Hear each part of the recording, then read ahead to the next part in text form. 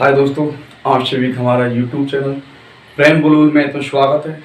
और जैसे कि आप जानते हैं मैं प्रेम मेरा 10th क्लास की मैथमेटिक्स अपन पढ़ा रहे हैं।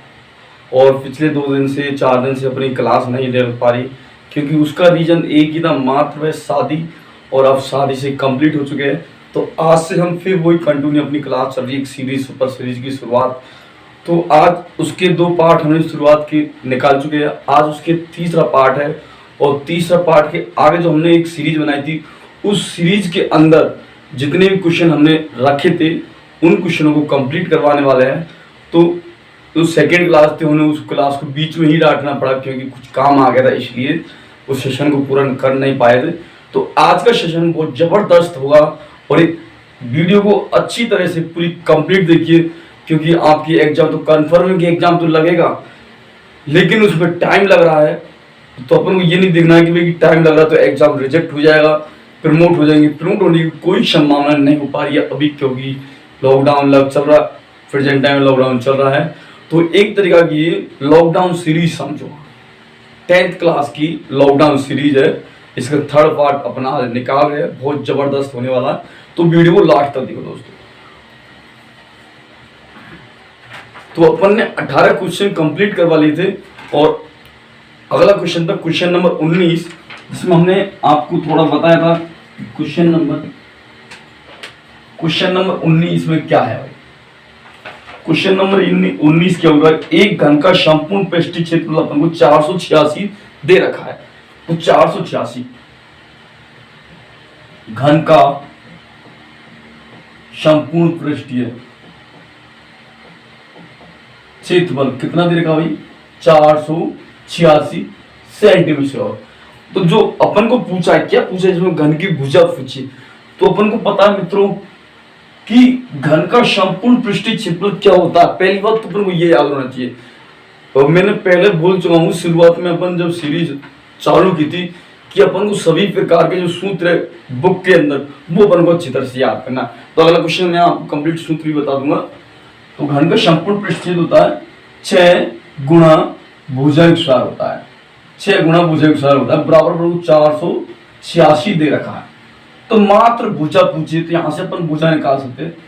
भुजा निकाली, भुजंगसार बराबर 486/6, ये अपन ने भाग दिया। तो भुजंगसार बराबर क्या आ जाएगा अपने पास में दोस्तों, 6 का भाग दिया तो 8 6 48 का, और 6 में एक बार दिए 81 आ गया। तो ये 81 आ जाता, तो अपन को चाहिए भुजा। तो क्या करेंगे, भुजा से रूट हटा देते हैं, ये रूट हटाया तो यहाँ पे क्या आ जाएगा 81 का रूट। और 81 का रूट किसका होता है भाई, 9 में 9 में 81, मतलब 9 का। तो भुजा क्या निकली 9 सेमी। तो इस प्रकार से हम ऑप्शन नंबर कौन सा हो जाएगा, राइट, ऑप्शन नंबर सी अपना करेक्ट हो गया। ऑप्शन सी करेक्ट हो गया क्वेश्चन नंबर 19 का। अब बात करते हैं क्वेश्चन नंबर 20, क्वेश्चन नंबर 22, 21, 23, 24, 25। इन 4 क्वेश्चन की चर्चा करेंगे अपन, जबरदस्त। मात्र आपको सूत्र याद करना है, और इन 4 क्वेश्चन में मैंने मात्र सूत्र ही रखा है। तो आपको सूत्र किस प्रकार से याद करना है वो देखिए दोस्तों।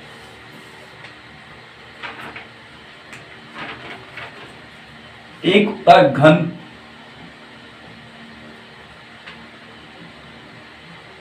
घनाभ और बेलन। आपको पता है कि घन किस प्रकार का होता है, इस प्रकार का। ये घन क्या होता है, जिसकी प्रत्येक आकृति क्या समान होती है, प्रत्येक भुजा समान होती है, और घनाभ में प्रत्येक भुजा अलग अलग होती है।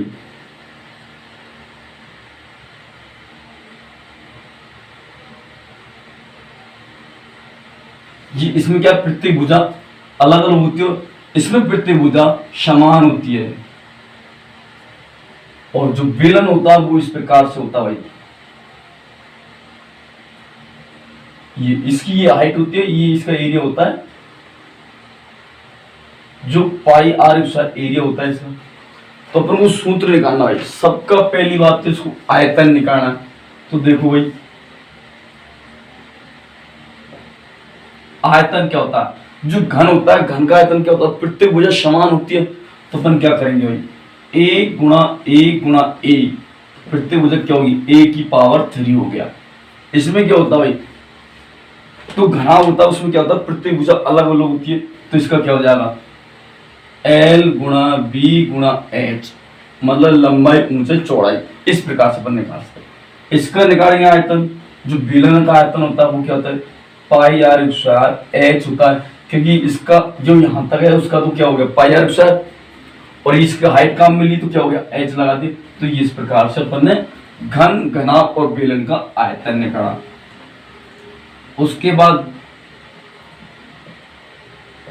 संपूर्ण पृष्ठीय क्षेत्रफल, भाई जो घन होता है घन का संपूर्ण पृष्ठ क्षेत्रफल क्या होता है, 6 गुणा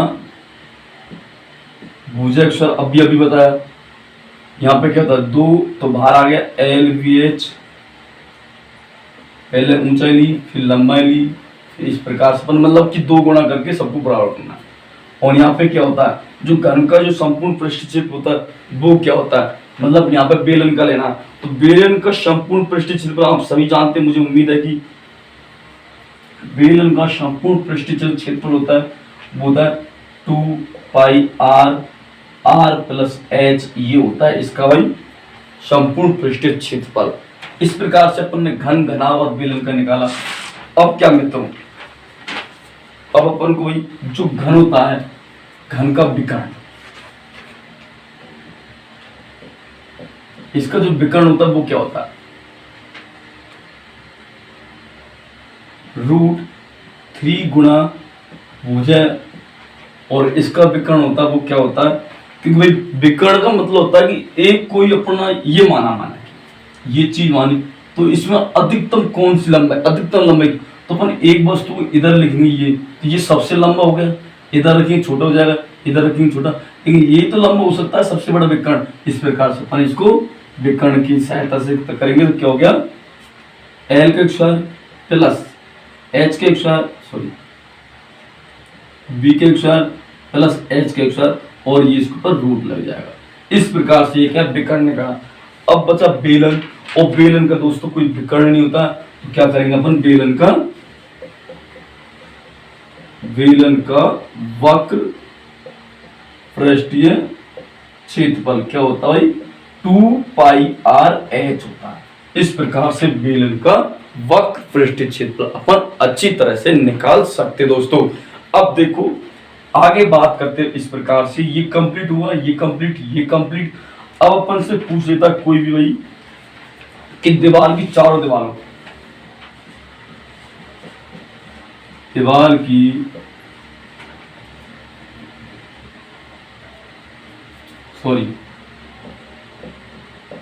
कमरे की चारों दीवारों का, कमरे की चारों दीवारों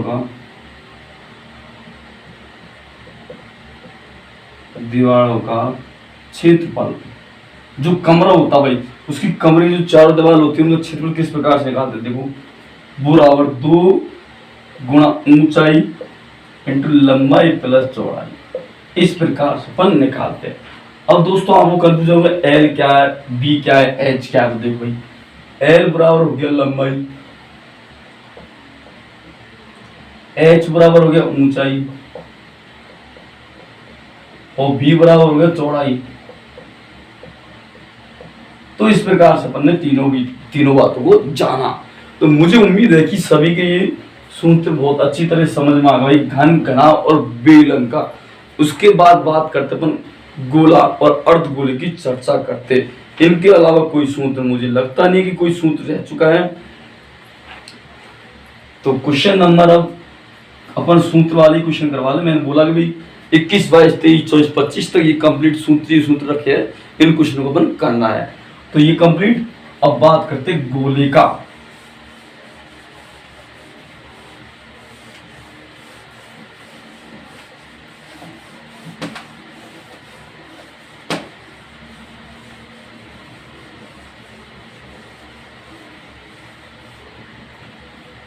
देखो बच्चों, जो गोला होता है एक तो वही गोला,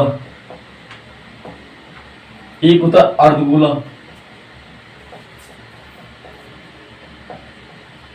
तो गोला तो इस प्रकार से होता है, और अर्धगोला ये गोला ही होता है, लेकिन इसको अपन आधा कर देते तो क्या हो जाता है, ये आधा। तो इस प्रकार से बनी गोला और अर्धगोला बनाया।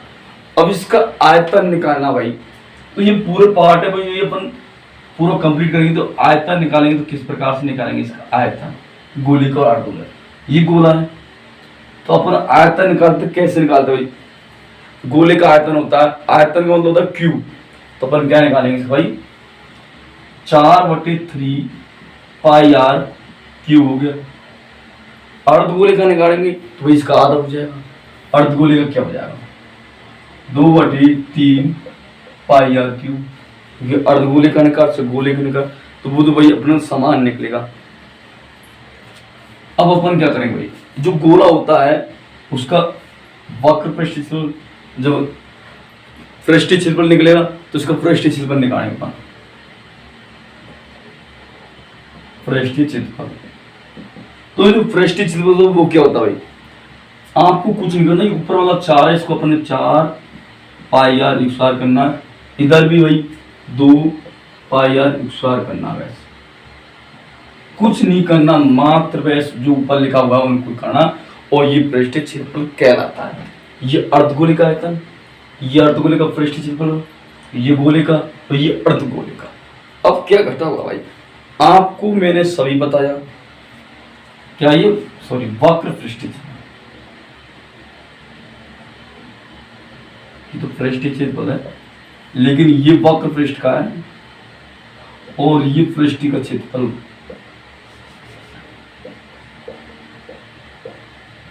पृष्ठीय क्षेत्रफल होता है क्या, 3 पाई आर x²। इस प्रकार से अपन इसको निकालना, और मुझे उम्मीद है कि प्रत्येक स्टूडेंट के ये बात कंप्लीट समझ में आ गई होगी। तो अब एक और बचा भाई, गोलीय कोष।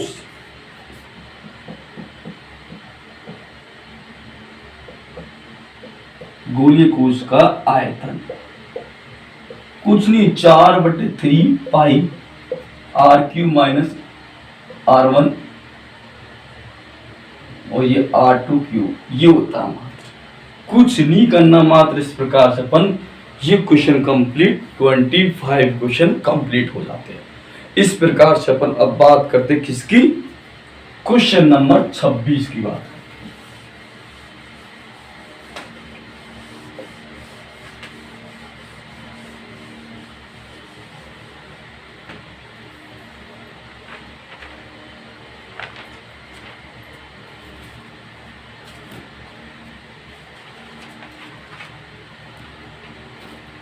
क्वेश्चन नंबर 26 क्या बोला भाई, क्वेश्चन नंबर 26 कि साइन थीटा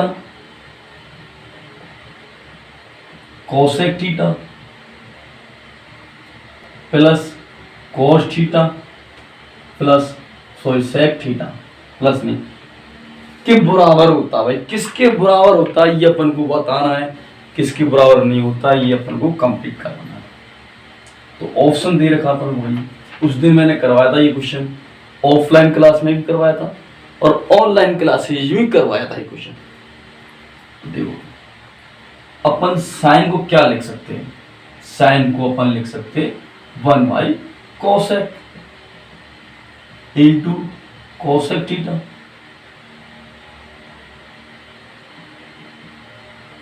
प्लस इसको क्या लिखते हैं 1/sec थीटा गुणा sec थीटा।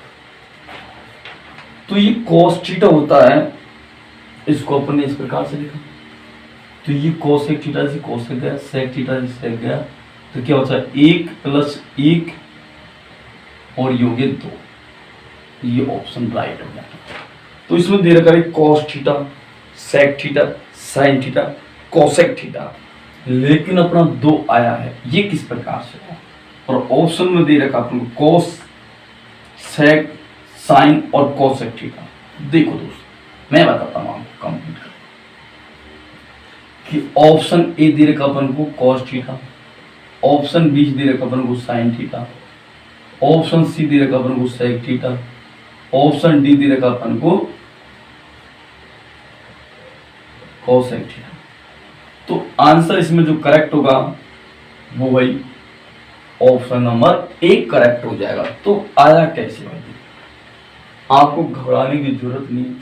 इस टाइप से करेगा तो आपके आंसर आएगा 2, और अलग टाइप से करेगा तो आपका आंसर आने वाला है कॉस। अब दिमाग में घूम रहा होगा कि भाई कॉस क्यों आ रही है। भाई बच्चों 10th क्लास के ऑप्शन है इस टाइप से आने वाले हैं आपके। जो 10th क्लास की जो एग्जाम है, शुरू के फर्स्ट क्वेश्चन ऑप्शन टाइप में आएंगे, तो उन्हीं पर हम आधार पर हमने ये वीडियो बनाया है। तो अच्छा लग रहा है सेशन तो लाइक करिए, शेयर करिए, अधिक से अधिक इस वीडियो को अपने दोस्तों में व्हाट्सएप फेसबुक ग्रुप पर शेयर कर दीजिए। तो देखते हैं,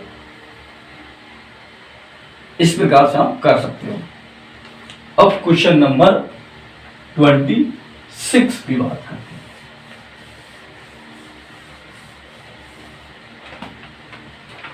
क्वेश्चन नंबर 26 क्या हो रहा है, 17 + 7/7 स्क्वायर का वर्ग क्या है।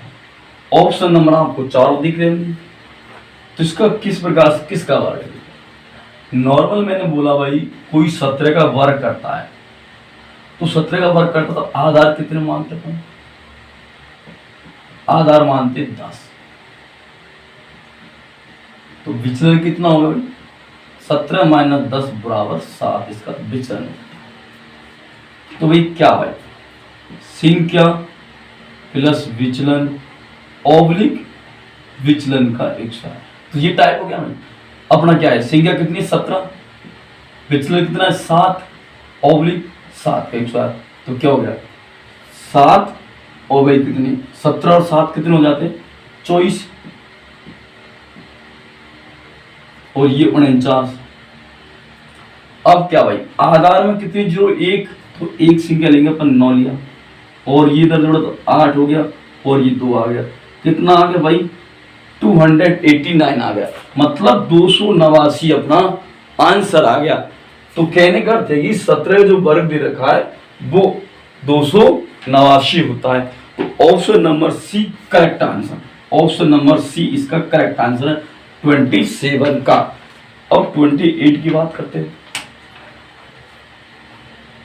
स्क्रीनशॉट ले लो आप मित्रों सभी। तो बच्चे अब क्वेश्चन नंबर 28 की बात करते हैं।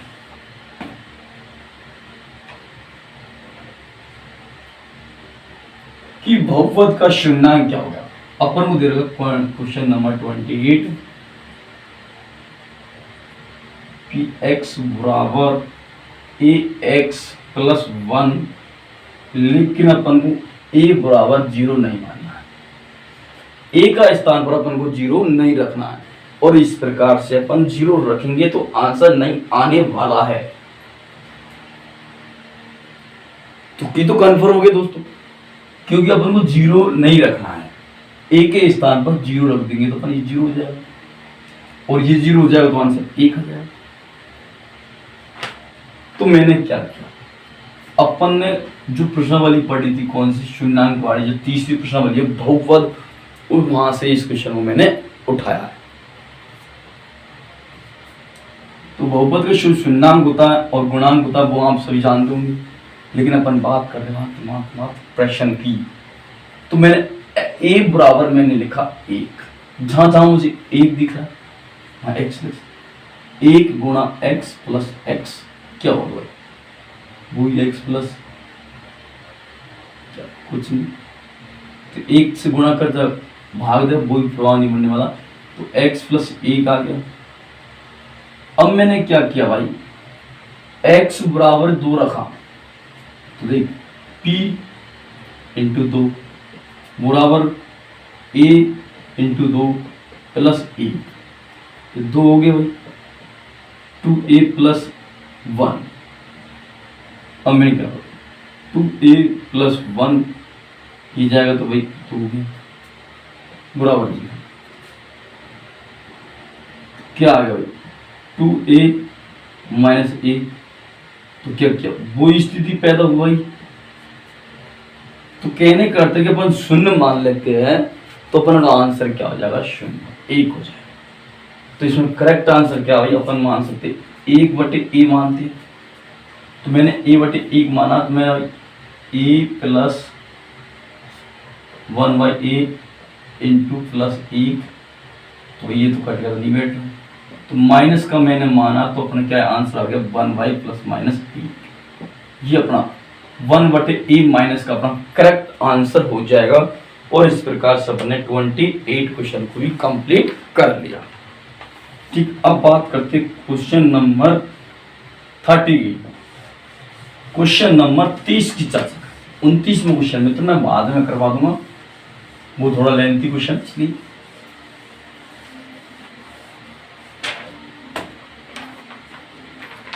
क्वेश्चन नंबर 30 बोल रहा भाई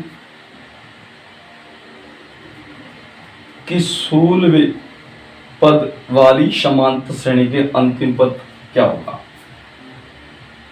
2, 5, 8, 11 इस प्रकार से ये सीरीज दे रखी है।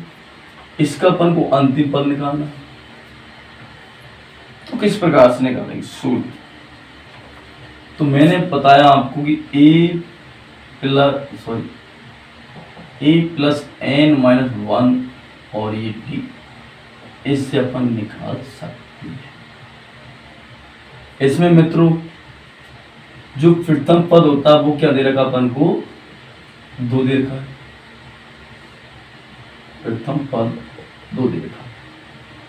और जो सार्वंतर होता है, सार्वंतर वो कितना दे रखा अपन को, 5 माइनस 2 बराबर 3 दे रखा है। और अपन को 16वां पद अपन को निकालना है, कितना, 16वां पद।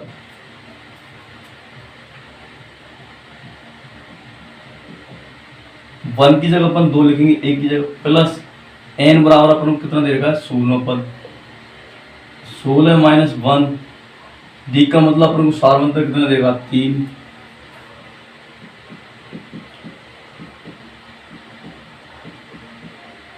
क्या हो गया भाई, 16।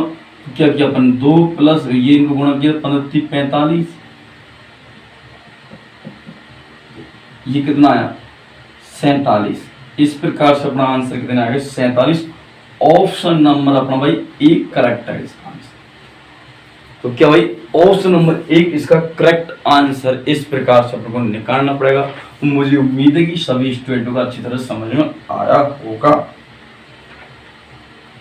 अब बात करते क्वेश्चन नंबर 31 और आज का लास्ट क्वेश्चन और अंतिम क्वेश्चन होगा।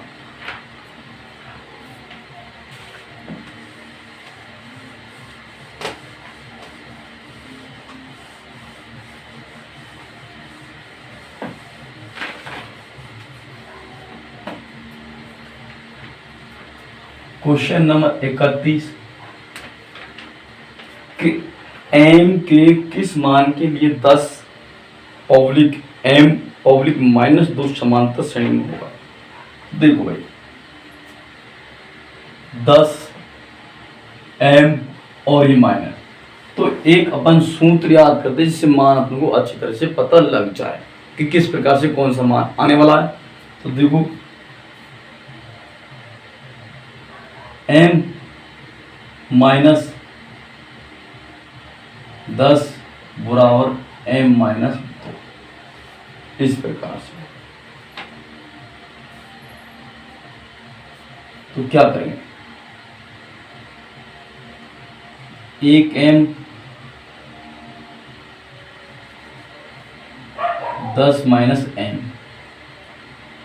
एक m है और ये इधर आएगा माइनस का ये m बराबर ये 10 और ये माइनस, तो माइनस से माइनस गया तो भाई 2m हो गया, 10 में 2 गया तो 8 बचा। तो m का मान चाहिए 8/2 इंटू 4, तो m का मान कितना है अपने पास में 4 कंप्लीट आ गया। और ये ऑप्शन नंबर डी में इसमें करेक्ट आंसर मिल रहा है अपने, ऑप्शन नंबर डी इसका करेक्ट आंसर है। मुझे उम्मीद है कि इस सूत्र को अपने को रखना, मतलब जमाना एक तरीका का, मतलब कहने का अर्थ ये है। तो मुझे उम्मीद है कि सभी विद्यार्थियों की ये आज का सेशन बहुत अच्छी तरह से जबरदस्त समझ में आया होगा। तो आगे के लिए आप नोटिफिकेशन आपको पूरा कंप्लीट मिल जाएगा, तो इस वीडियो को शुरू तक देखें, लास्ट तक देखें और चैनल को सब्सक्राइब कर ले, जिससे कि आपको प्रतिदिन हम यूट्यूब पर 12 बजे कंप्लीट वीडियो अपलोड कर देते हैं। तो ठीक है दोस्तों, आज के लिए इतना ही।